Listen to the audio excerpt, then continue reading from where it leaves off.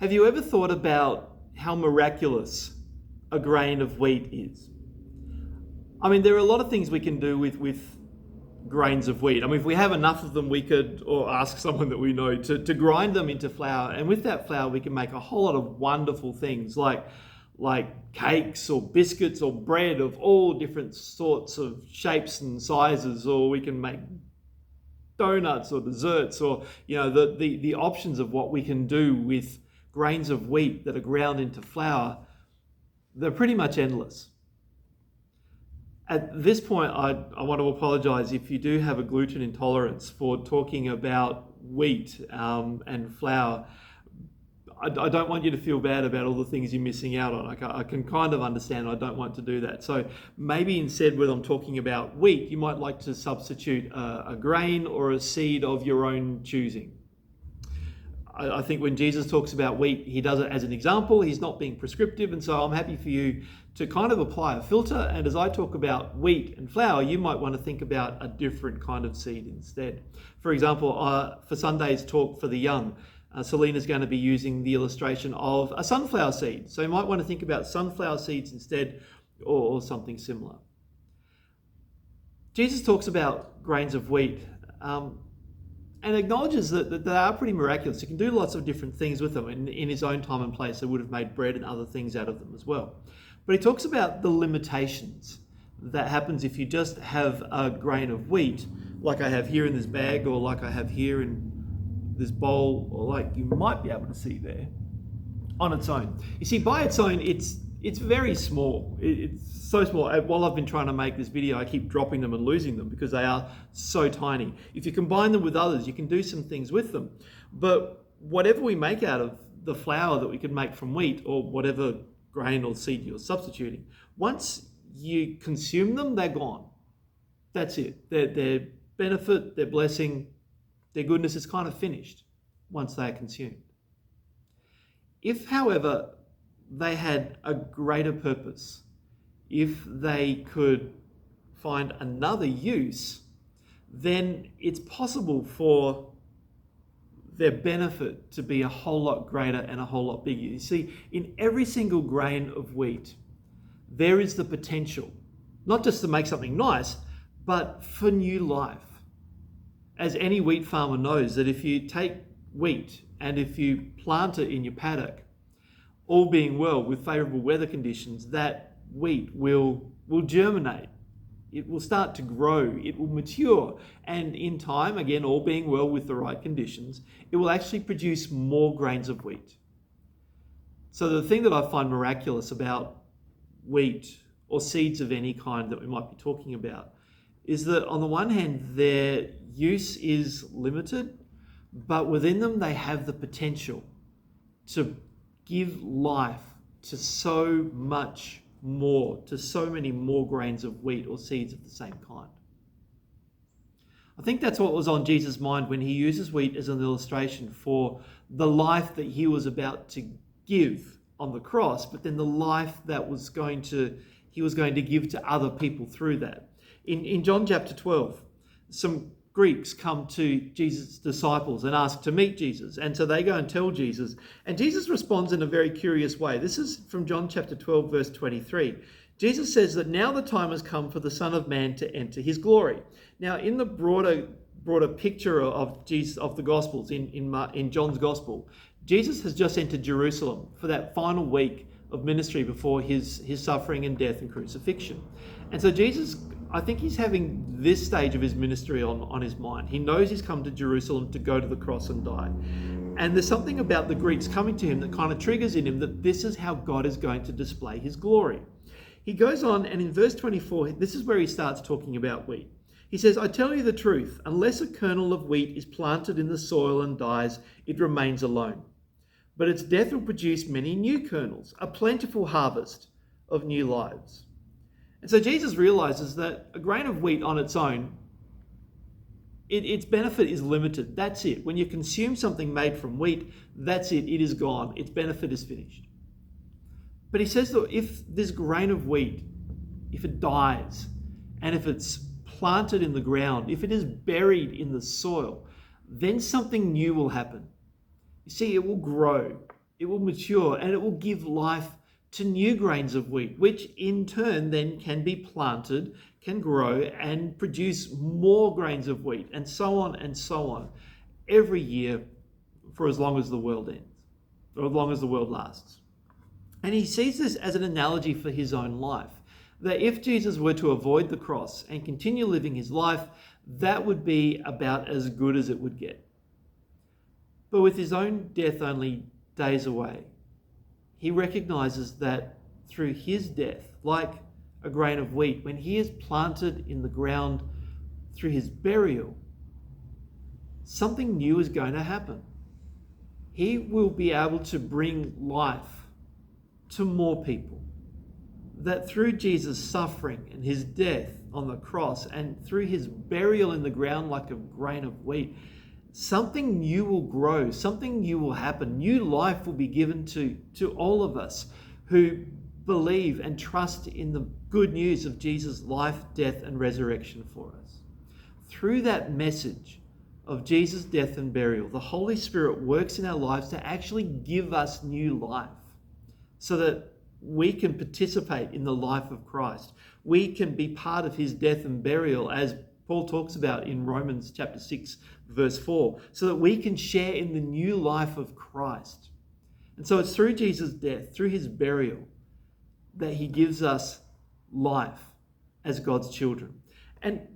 And John goes on and he talks about that in verse 25 when he says that those who love their life in this world will lose it. Those who care nothing for their life in this world will keep it for eternity.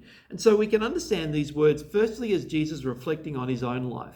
That because he was willing to give up his life, because he gave his life up for us on the cross, he didn't love his life, but he considered that it was so much more important to give his life for others. That's where he found what life was all about, in that act of self-giving love. And through that life, through the resurrection, or through that death, through the resurrection that his Father gave him, he found life beyond this life, a life that lasts for all of eternity. But this isn't just something that Jesus found for himself. He's starting to talk not just about his own life that he gives, but also the lives of those people that come after him. Through his death, like a grain of wheat, he gives us, or through his death and burial, he gives us a new life. That life, on the one hand, the first promise that we get from this is that that is a life that will last forever. Just as Jesus is raised from the dead, so because we share his life, he gives us an eternal life, a life that is stronger than death, a life that will last forever. But the question that I think he's challenging us to think about is, what do we do with that life? Because for a lot of us, we can kind of get caught up in the things of this world and we think, well, like a grain of wheat, we can use it in doing this and doing that and doing other things. But like the biscuits that we might make, or the cakes that we might make, or the donuts that we might make from these grains of wheat, their benefit is limited. And so in this text, Jesus is calling us to follow him, to be like him in giving our lives for the sake of others. He goes on then in verse 26. He says that anyone who wants to be my disciple must follow me, because my servants must be where I am, and the Father will honor anyone who serves me. Jesus is calling us to follow him in the way of suffering and of the cross and of that self-giving love, to be buried with him through faith in him, to not consider life in this world as our highest priority or something to hang on to, but to be willing to give our lives like Jesus did for the sake of others. Now, he's not talking about a literal crucifixion, but he is talking about an attitude towards life, the same sort of attitude that he himself had. That he didn't live his life in this world for his own sake, for his own benefit, for his own glory, for his own desires. He lived his life in this world for us, in faith and hope and love, giving his life on the cross and being buried, trusting in the Father's goodness, that he would raise him to new life for our benefit.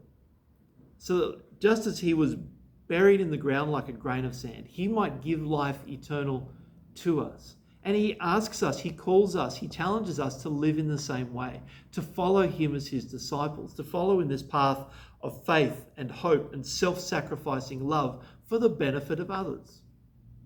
He calls us to follow him to our own metaphorical graves, that we might be willing, like a new grain of wheat, to give our life in the way that he did so that others might find life through us. He calls us to live the same kind of life he did, in faith in the Father's promises, in hope in what those promises will bring us, and in love that gives itself, that sacrifices itself for the sake of others. He's challenging us to think about what our lives are all about, what's important to us, what are we living for? Because he's saying that if we're just living for ourselves or for life in this world, its benefit will be limited. But he's also telling us that we have the potential, like a grain of wheat, to give life to others, that through our death, through our self-denial, through us giving up what's important to us for the sake of others, people will find life in us. When we follow him to the grave, when we follow him in faith and hope and in love as his disciples, being willing to give up everything that's important to us so that others might encounter Christ in us, Jesus is promising that we actually have the potential to bring life to others so that they too might experience this life that Christ gives us that is beyond what we know in this world, that lasts for all of eternity, and that through faith in him they might walk the same path. And so we have generation of Christians receiving this life from Jesus, passing this life on to the next generation through faith and hope and love, through that life of self-denial, that life of being willing to be buried with Christ, so that through us, others might find the life of Christ, might experience that life and be willing to follow the same path so that they can sow that life into other people's lives. This grain of wheat, it's a miracle. Because on the one hand, we can turn it into a lot of good things. But if we do that, its goodness is limited. Jesus identified with the grain of wheat because he knew that when this wheat is buried, it brings life to so many more grains of wheat, to so many more people. Jesus walked the way of the cross, and as a grain of wheat, he was buried in the ground so that we can find life now and forever through the goodness of the Father. What do we do with our lives? Do we just hang on to them, trying to do some good, which might have some limited benefit for others? Or do we follow Jesus in faith, hope, and love to the cross? Do we follow him into the tomb, being willing to give up everything that's important to us, everything that matters to us, to be willing to lose our lives for his sake, be buried with him, so that other people might find life through faith in Jesus? I wonder how that might look in our lives. I wonder how that might look in your life, to follow Jesus like a new grain of wheat, trusting in the life he's given us, and in that faith, being willing to be buried with him, to give up what's important to us so that others might find life in us. I wonder how that might look for your life, for your relationships, for our community of faith. Do we trust him enough to walk the same way he walks, and like a grain of wheat, be buried with him so that others might find life through us? I'll leave that with you to think about and talk about.